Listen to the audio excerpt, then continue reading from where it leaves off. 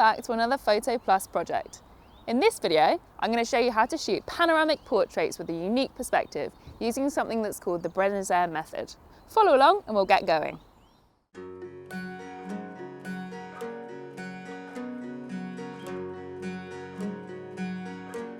For a Brenzier portrait, you shoot around the subject's surroundings as much as you cover them. This emphasises the amount of background blur and depth of field at a given field of view.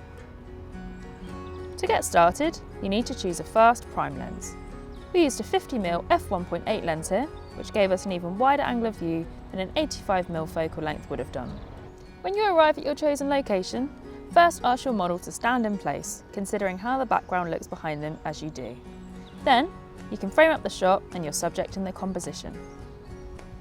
Focus on the subject with autofocus first, then switch the lens to manual focus to stop it changing throughout the shooting process.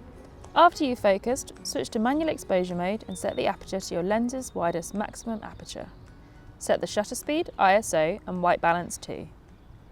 The white balance you choose is up to you, but avoid using auto mode as you want the colour temperature to remain consistent as you move across the frame.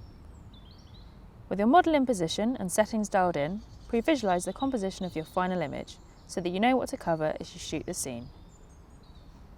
Your aim is to overlay the images by about 30 to 50%, as this will give you the most effective panorama. Use a systematic approach to capturing the full set of images. For example, we started from the centre, then moved 3 to the left and 3 to the right. Then we moved the camera up slightly, captured the centre shot again and moved 3 to the left and 3 to the right.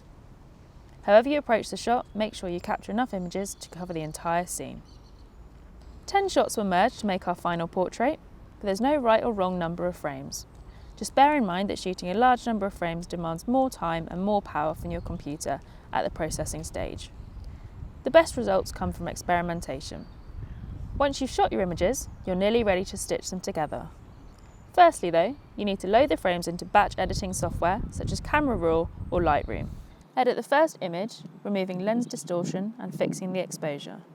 Then sync the entire batch so that the same editing parameters are applied to each image in your series. To create the panorama, open Photoshop. Then go to File, Automate, Photo Merge and select your frames. Keep the default settings of Layout, Auto and Blend Images Together checked.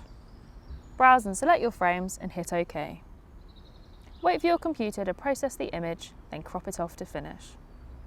If you find that the stitching hasn't worked so well, try removing unnecessary images. If there are any stitching lines in the panorama, you might be able to remove these with the clone tool. So there you have it.